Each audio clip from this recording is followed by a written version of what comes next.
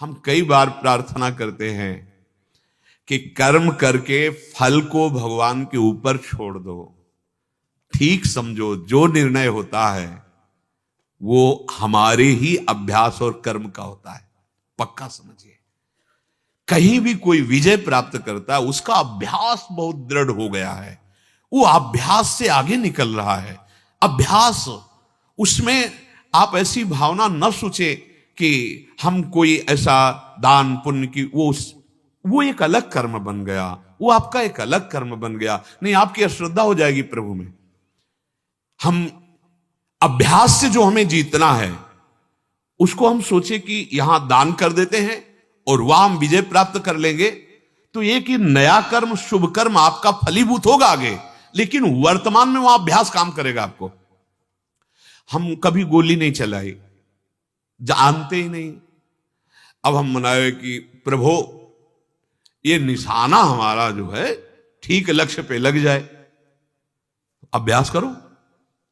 और निशाना नहीं लगा तो हमें अश्रद्धा हो जाए, भगवान हमने कहा था तुमसे कि निशाना सही लग जाए। ऐसी मूर्खता, ऐसी अज्ञानता नहीं करनी है। जो अभ्यास, अर्जुन को क्या बोल रहे हैं भगवान? अभ्यास योग युक्त, सामने खड़े हैं सरकार। अभ्यास योग युक्त है ना, चेतसा नान्यगामिना, लक्ष्य पर आपकी दृष्टि रहे, दृढ़ अभ्यास रहे। बस यही बात समझनी है। चाहे परमार्थ हो, चाहे पढ़ाई हो, चाहे व्यापार हो, चाहे नौकरी हो, चाहे कोई क्रीड़ा हो, अभ्यास, प्रमाद स्थिति नहीं, भोगों में मनोरंजन नहीं, अभ्यास। अभ्यास विजय दिलाएगा। यही अभ्यास भगवत स्वरूप है। भगवान की प्राप्ति के लिए भी कहा है कि मन को यदि मेरे में लगाना है तो दो उपाय हैं, वैराग्य और अभ्यास। अभ्यास में बाधा देने वाले से राग रहित हो और अभ्यास में दृढ़ हो जाओ। क्या नहीं प्राप्त हो सकता, क्या नहीं हो सकता। हमारी अभ्यास की इतनी प्रवीणता बन जाए कि जिस लक्ष्य पे हम लगे उसको हम पार करें, उस पर हम पहुंचे, निराश होने की जरूरत नहीं। श्री भगवान कह रहे हैं कर्मों में निष्कामता सिद्धि है, पर बहुत कठिन है। हम कोई भी कर्म बिना कामना के करते ही नहीं है, इसलिए बंधते चले जाते हैं। अभी अध्यात्म है, समझ, बिना फल दिए जाएगा ही नहीं, तुम्हें कामना करने की जरूरत ही नहीं है। पर कभी कभी ऐसा होता है कि ऐसे विशिष्ट अपराध होते, बड़े अपराध होते हैं जो हमारे बहुत साधन करने पर भी नष्ट नहीं होते, वो हमारे ऊपर हावी हो जाते हैं। फिर हमको लगता है कि हमारी साधना, हमारा भजन, हमारा साधन, अगर हम बाह्य सुख की आकांक्षा करते तो अश्रद्धा होने लगती है। हम आपसे प्रार्थना करते हैं, आप कभी अश्रद्धा मत करना, अपनी आस्तिकता की नींव को मत हिलने देना। ये आया हुआ प्रारब्ध नष्ट हो जाएगा। आप जो कर रहे हैं इसका महान फल मिलने वाला है। ये तत्कालिक क्रिया का फल नहीं मिलता है, तत्कालिक। अभी कोई हमारा कानून विरुद्ध आचरण बन जाए तो तुरंत थोड़ी फांसी पे चढ़ा दिया जाएगा। उसके लिए बहुत कार्रवाइयां होती हैं, बहुत निर्णय होता है, वो कई कई वर्ष व्यतीत हो जाते हैं, फिर जाके निर्णय मिलता है। आप यही देख लो ना, अगर सबके सामने तुरंत दंड मिले तो बहुत सुधार हो जाए, नहीं हो जाए कि इसने ये किया, देखो ऐसे ऐसे किया गया, तुरंत नहीं होता। ऐसे ही हमसे यदि पापाचरण हो रहे थे तुरंत उनका फल नहीं मिल रहा, हमसे ऐसे सत्कर्म हो रहे तो उनका तुरंत नहीं, फसल भी तुरंत नहीं तैयार हो जाती।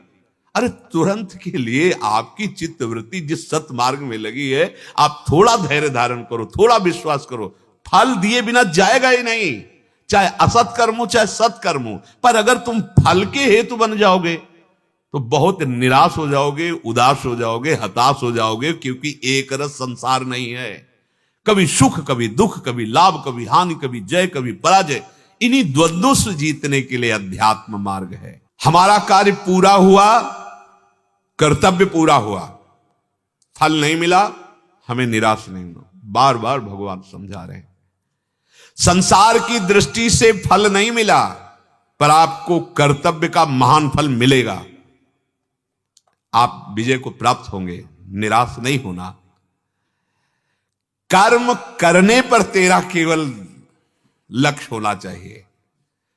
कोई तेरे कर्म करने पर आदर करे या निंदा, और देखो ये संसार है, जय होगी तो फूलमाला पहनाएगी, और पराजित हुआ तो ये नहीं देखेगा कि जी जान की ताकत लगाकर उसने कोशिश की, अभ्यास किया, नहीं सफलता हाथ लगी, असफलता में जो साथ दे वही सच्चा मित्र होता है। सफलता में तो सब साथ देने, पर पक्की बात समझ लो, असफलता में कोई बिरला ही साथ देता है, धैर्य बंधाता है, नहीं तो ये पता नहीं कि उसके हृदय में क्या हो रहा है, कितना उसने प्रयास किया, चाहे अध्यात्म में हो, चाहे पढ़ाई में हो, चाहे क्रीड़ा में हो, किसी भी खेल में हो।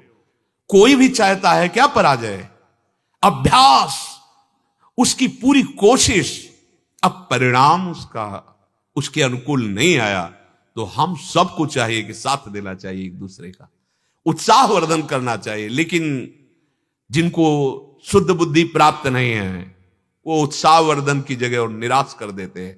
बच्चा फेल होके आया, अगर माता पिता इतने पैसे लगा दिए, तो खिलवाड़ में समय नष्ट किया, फेल हो गया, और वो वैसे उसके मित्र जो पास हो गए, वो वैसे ही ऐंठ के चल रहे थे, वो वैसे ही दुखी हो रहा था, अल्पबुद्धि, और ऊपर से आकर आपने, और अब वो क्या, उसकी निराशा कहां पहुंचा देगी उसको।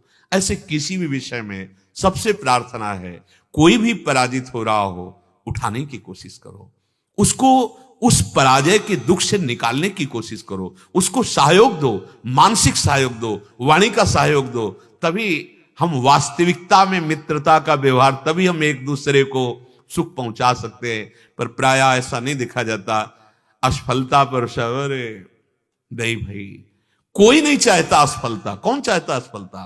पूरा प्रयास करने पर यदि असफल हुआ है तो पूजनीय है, प्रशंसनीय, उसकी प्रशंसा करो, तुमने बहुत प्रयास किया, निराश होने की जरूरत नहीं। ये अभ्यास, ये प्रयास, एक दिन सफलता तुम्हारे चरण चूमेगी, तुम्हें निराश नहीं होना।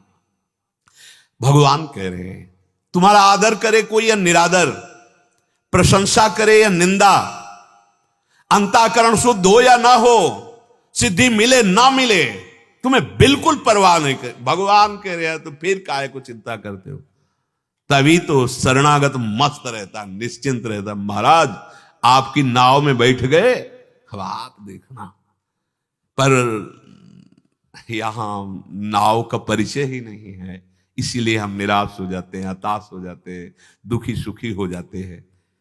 बहुत सुंदर मार्ग है भगवान का आश्रय, निहाल कर देते। सच्ची कहते, भगवान का आश्रय ना हो तो फिर वो दुर्गति होती है, अंतर में होती है। सब सुविधाएं, लेकिन जल रहा हृदय, उसको कैसे शांत करोगे। एसी नहीं शांत कर पाएगी, ठंडा जल नहीं शांत कर पाएगा, विचार शांत करेंगे, और वो विचार बाजार में नहीं मिलते, वो भगवद आश्रय से आते हैं, भगवद आश्रित से। भगवद आश्रित को विचार देकर भगवान बचा लेते। भारी से भारी दुख की परिस्थिति है, पर इतना उत्तम विचार है कि दुख उसे छू नहीं पा रहा है। लाभ के लिए करते हो, जब हानि होती तो देखो हम सब निराश हो जाते हैं। ठीक नहीं है, ये निराशा हमारी उन्नति में बाधक हो जाएगी, हमारे जीवन को जीने में बहुत बाधा पहुंचा देगी। इतना दुर्लभ जीवन हम निराश होके जिए, हम हताश होके जिए, ऐसा नहीं, ऐसा नहीं। इसीलिए अध्यात्म की कला आनी चाहिए, अध्यात्म की युक्ति होनी चाहिए। कोई ये ना समझ ले कि आरंभ में एक बार मैं गिर गया तो गिरता ही रहूंगा।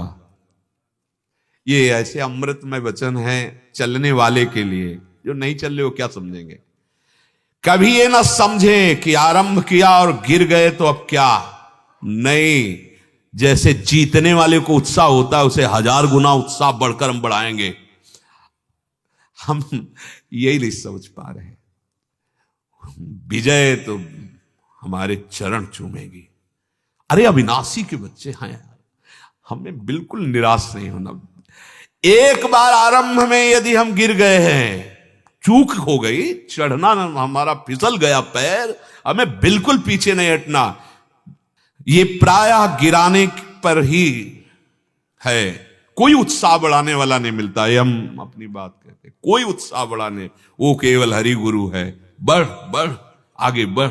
नहीं, यहां संसार चमत्कार का नमस्कार, वाह वाही तभी तक है जब तक तुम्हारे गुण दिखाई दे रहे हैं, और गुण में चूक हुई फिर तुम तैयार हो। ऐसे तुम्हें ऐसा मजबूत तैयार होना है कि किसी की प्रशंसा और किसी की निंदा तुम्हारे कदम न रोक पावे, असफलता भी तुम्हारे कदम न रोक पावे।